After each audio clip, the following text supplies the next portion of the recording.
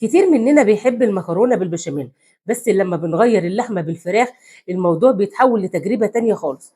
النهاردة هشارك معاكم طريقتي الخاصة في عمل أحلى صينية مكرونة بالبشاميل بالفراخ، وهقول لكم على سر خلطة البشاميل اللي بتطلعه مظبوط 100%، وازاي تخلوها جوسي وسايحة في الجبنة. بس ما تنسوش بقى الاشتراك في القناة وتفعلوا زر الجرس وتكتبوا لنا تعليق جميل كده زيكم. يلا جهزوا الورقة والقلم ويلا بينا نشوف هنعمل أحلى صينية مكرونة بالبشاميل بالفراخ مع بعض ازاي. يلا بينا دلوقتي هنسلق المكرونه.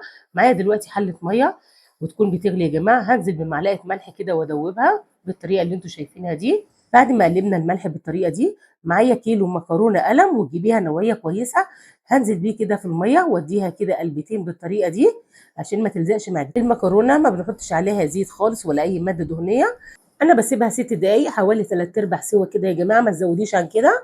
ودلوقتي خلاص خدتها وشطفتها تحت الحنفيه بالطريقه دي. شايفين يا جماعه شكلها عامل ازاي؟ ولا معجنه ولا حاجه خالص، ومستويه 3/4 سوا.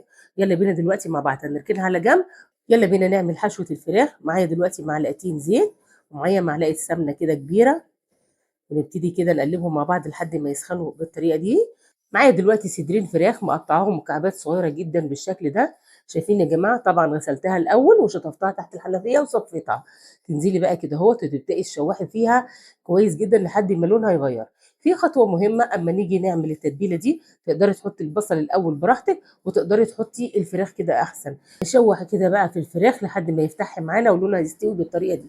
شايفين يا جماعه لونها فتح معانا ازاي؟ يلا بينا دلوقتي معانا بصلتين متوسطين، فرمهم فرم متوسط. تبداي تنزلي كده اهو، تبداي تشوحي بقى الفراخ مع البصل بالطريقه دي.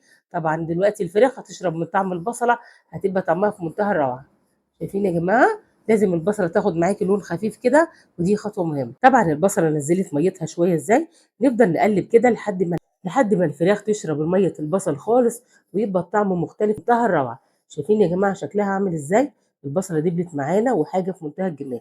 هننزل بقى بفصين توم، بيفرق جدا في الطعم يا جماعه. تقلبي كده كويس. في ناس ما بيحبوش يحطوا توم على الفراخ، بس فعلا بيفرق في الطعم. قلبي كده وشوحي فص التوم بقى مع البصله مع قطع الفراخ. معانا دلوقتي فلفل الوان اصفر واحمر واخضر، وتقدري تعملي فلفل اخضر خالص مفيش اي مشكله خالص، بيفرق في الطعم يا جماعه. احلى حشوه هتاكلوها في حياتكم. شوحي كده بقى البصل مع الفلفل مع قطع الفراخ، حاجه جميله وفي منتهى الروعه. تقدري تحشي بيها سندوتشات، تقدري تعمليها في عيش شاورما، حاجه جميله. يلا بينا دلوقتي بعد ما شوحناها بالطريقه دي وشربت من الاطعم كلها كده، ريحتها يا جماعه ماليه الشارع. يلا بينا دلوقتي هننزل دلوقتي بمعلقه صلصه كبيره، هتدينا لون وطعم برده في منتهى الروعه. نشوح بقى معلقه الصلصه كده مع كل المكونات دي كلها، حاجه جميله هتديكي لون وطعم وخطيره وفي منتهى الجمال. فعلا مش هتندمي ابدا لما تعملي صينيه المكرونه بالبشاميل بالحشوه دي، خطيره وفي منتهى الروعه. شوحيها كده مع بعضها، ولسه كمان هنديها التوابل الخطيره اللي هتدينا ريحه وطعم في منتهى الجمال. شوحي كده بس لحد ما الصلصه تتحمص معانا. يلا بينا مع بعض ننزل بالتوابل. معايا نص معلقه ملح ونص معلقه صغيره فلفل، نص معلقه بهارات، نص معلقه كاري، معلقه صغيره بابريكا. معايا دلوقتي رشه حبهان بودر، وهنزل بقى بالتوابل الخطيره دي اللي هتدينا طعم مميز وفي منتهى الجمال. ابداي شوحي الخلطه الجميله ديت مع بعضها كده اهوت، حاجه جميله جدا وفي منتهى الروعه يا جماعه. حشوه فعلا الطعم هيفرق معاكي. بعد ما شوحناها بالطريقه ديت وشربت كده من كل الاطعمه، يلا بينا دلوقتي هننزل بنص كوبايه ميه، وما تخافيش خالص، هنسيبها على نار هاديه هتستوي معانا وهتشرب كل الميه دي وهتديكي نتيجه في منتهى الجمال. قلبي بقى بالطريقه ديت وهنسيبها بقى لما تستوي كويس كده وتديكي ريحه وطعم في منتهى الجمال. شايفين يا جماعه شكلها عامل ازاي؟ وشربت معانا الميه واستوت معانا ازاي؟ خطيره وفي منتهى الروعه. واعملي حشوات جديده لاولادك مش هتندمي خالص، وهتعملي احلى مكرونه بشاميل بالفراخ لاولادك. يلا بينا دلوقتي نعمل احلى بشاميل.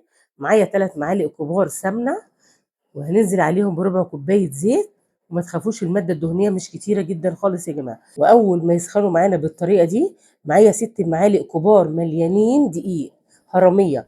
ونبتدي كده نشوح كويس جدا لحد ما الدقيق يستوي معانا وريحته تطلع، وتبقى ريحته مميزه كده وجميل.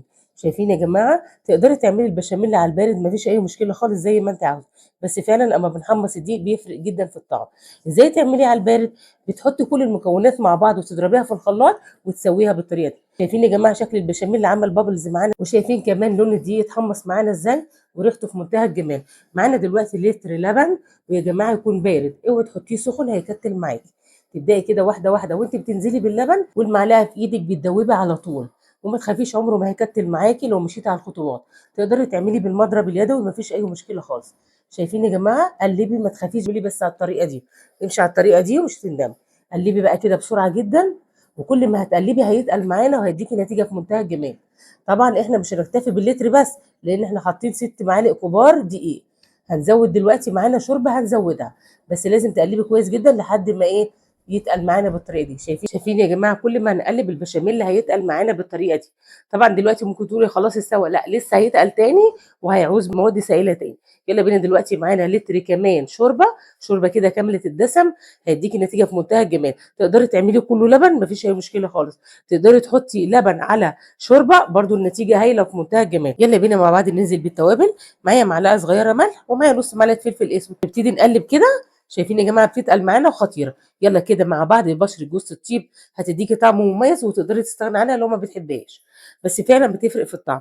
قلّبي بقى كده لحد ما البشاميل يتقل شوية معانا، ما يبقاش تقيل جامد يا جماعة، اوعي تخلّيه تقيل كده كُتل، عشان يطلع معاكِ juicy وحاجة في منتهى الجمال. قلّبي كده بالطريقة دي، ومعانا دلوقتي السر بقى حتة قشطة كبيرة كده كنت شايلاها في الفريزر. شايفين يا جماعة حوالي كوباية تقدري تشتريها ما فيش أي مشكلة خالص، علبة قشطة وتحطيها. جبت المضرب كده وفضلت أقلّب لحد ما القشطة دابت معانا خالص.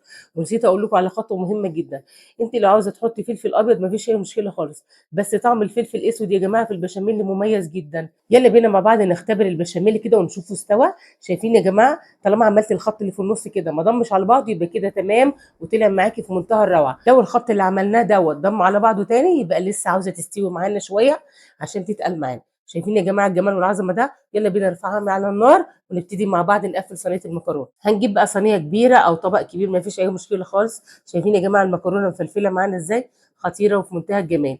ابدئي كده فرديها كده في الصينية وانزلي كده بنُص البشاميل على الأقل. شايفين يا جماعة عاملة إزاي؟ شايفين شكل البشاميل سايح معانا إزاي؟ وتبتدي بقى كده بمعلقتين كده كبار تبدئي كده تدخّلي الصوص البشاميل دوّة في قلب المكرونة كده عشان يدّيكِ نتيجة في منتهى الجمال. كده خلاص كل المكرونة شربت من نُص البشاميل اللي إحنا حطيناها مع بعض. يالّا بينا مع بعض هنجيب الصينية وندهنها دهنة زيت ودي خطوة مهمة أو سمنة، وتبدئي كده تدّيها رشة دقيق تنفّضيها يا جماعة. يالّا بينا دلوقتي شايفين واحدة واحدة كده ما تعمليش طبقة تخينة، حتى لو ما خدتش الكمية كلها ما فيش أي مشكلة خالص. نرص واحدة واحدة كده المكرونة بالطريقة دي. شايفين شكلها عامل إزاي؟ خطيرة يا جماعة وريحتها في منتهى الجمال والنتيجة في منتهى الروعة. النتيجة قولوا لي عليها كده في التعليقات وقولوا لي إيه رأيكم في أجمل صينية عملناها مع بعض. وزعي كده المكرونة كده في كل الصينية بالطريقة دي. شايفين يا جماعة أهي جميلة وخطيرة وجميلة إزاي وخفيفة إزاي. أهي شايفين شكلها عامل إزاي المكرونة. يلا بينا ننزل بحشوة الفراخ الخطيرة دي، هتعجب كل اللي هياكلها يا جماعة، مميزة جدا. وزعي كده على كل الصينية كده وقدميها لولادك على السفرة، مش هتندمي. وقولي لي بس كده إيه رأيك فيها. شايفين الحشوة شكلها عامل إزاي؟ والله الحشوة تشهي لوحدها. وزعيها كده على كل الصينية بالطريقة دي. شايفين يا جماعة؟ يلا بينا دلوقتي مع بعض هننزل بالطبقة التانية كده من المكرونة واحدة واحدة كده وتوزعيها، مزودين البشاميل وعاملينه بطريقة كويسة. دلوقتي بعد ما غطينا الحشوة كده كلها بالمكرونة، شايفين يا جماعة ضغطة خفيفة كده بالمعلقة بالطريقة دي. شايفين جميلة ازاي يا جماعة؟ اخدمي الحاجة كده واعمليها بحب بطريقة حلوة، صدقيني هتطلع معاكي في منتهى الجمال. شايفين البشاميل الخطير ده بقى واحنا نازلين بيه؟ شايفين مع انه بيرد معانا يا جماعة ما اتكتلش ولا تقيل معانا، حاجة جميلة وعاملاها في منتهى الجمال. وزعيه كده بالسباتولا بالطريقة دي، غطي كل المكرونة بالبشاميل عشان يديكي نتيجة في منتهى الروعة. بمنديل كده بقى وامسحي الزيادات بالطريقة دي. خطيرة يا جماعة وطعمها يطلع في منتهى الروعة. دلوقتي بعد ما وزعنا البشاميل بالطريقة دي، شايفين يا جماعة؟ عندك جبنة بقى موزاريلا حتة كده صغيرة كبيرة توزعي بالطريقة دي. ما عندكيش جبنة موزاريلا وحابة تعمليها بالبيض، شوية بشاميل في الآخر كده وتقلبيهم كويس جدا مع رشة ملح وفلفل وتحطيها على الوش. مش عاوزة تحطي لا ده ولا ده، حتة قشطة كده على الوش هيديكي لون في منتهى الروعة وفي منتهى الجمال. معاكي بدايل كتير تقدري تعمليها بيها.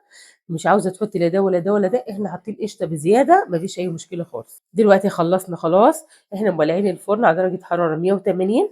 هنحطها على الرف اللي قبل الأخير، هنسيبه بالظبط نص ساعة وبعدين هتشغلي الشواية 5 دقايق وبعد كده نشوف الجمال والعظمة. شايفين شكلها يا جماعة في منتهى الروعة ازاي بعد ما استوت؟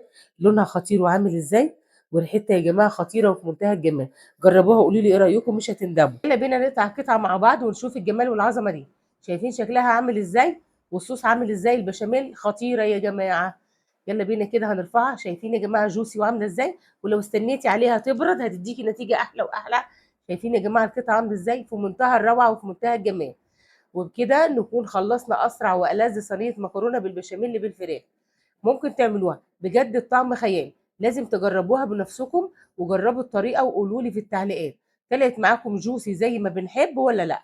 اهم حاجه لو عجبتكم الوصفه ما تنسوش الاشتراك في القناه وتفعلوا زر الجرس وتكتبوا لنا تعليق جميل كده زيكم وتعملوا شير كتير عشان الكل يستفيد. استنوني في الفيديو الجاي وصفه جديده وبالهنا والشفا. سلام عليكم.